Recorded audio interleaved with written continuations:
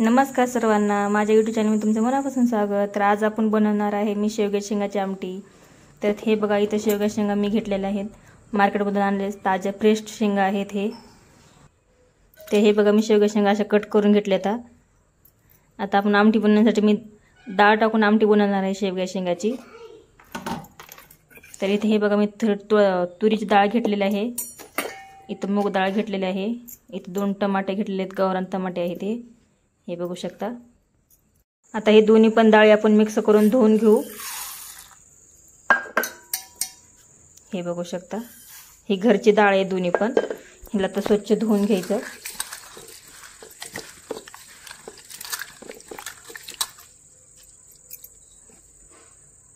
ह्यातलं पाणी काढून टाकायचं।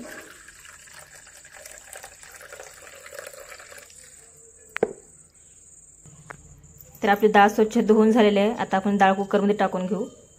तर हे बघू शकता, मी सगळी डाळ कुकरमध्ये टाकून घेतलेली आहे। आता मी बारीक चिरून टमाटा पण घेतलेला आहे, ते पण टाकते कुकरमध्ये। आणि पाणी पण घेतलेलं आहे मी, हे बघू शकता। आता आपण ह्याला झाकण लावून 2-3 शिट्ट्या काढून घेऊ ह्याच्या छान डाळ शिजूपर्यंत। आता आपली डाळ शिजूपर्यंत आपण शेंगा पण शिजवून घेणार आहे साईडला।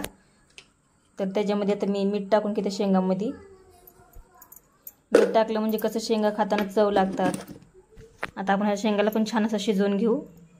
बघू शकता, आपल्या शेंगा पण छान असं शिजलेल्या आहेत। आता आपली डाळ पण शिजली का बघून घेऊ आपण। हे बघू शकता, मस्त असं डाळ शिजलेली आहे आपली। आता आपण आमटी बनवायला सुरुवात करू। आता मी गॅसवर एक पातेलं ठेवले, त्यात तेल टाकते।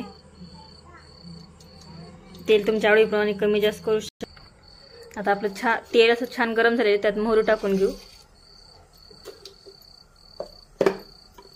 मोहरी छान तडतडली की त्यात हे बघू शकता, आपली मोहरी छान तडलेली आहे, त्यात जिरे टाकून घेऊ। जिरे पण छान फुलले का त्यात असं जाडसर वाटलेलं लसण टाकून घेऊ। थोडे कढीपत्त्याचे पानं। आपला लसण पण छान असं लाल झालेला आहे, त्यात हळद टाकून घेऊ। हे घरातलं लाल तिखट,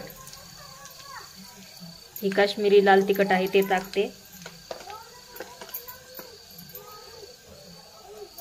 चवीनुसार मीठ टाकून घ्यायचं। आता आपण शिजवलेले शेंगा टाकून घेऊ। पकडीच्या साहाय्याने असं चांगलं मिक्स करून घेऊया।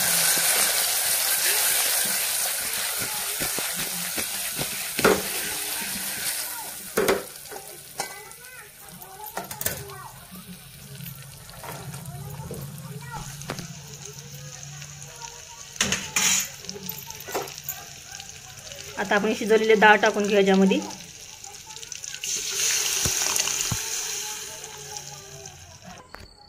बघू शकता, आपल्या आमटीला किती छान असा कलर आलेला आहे।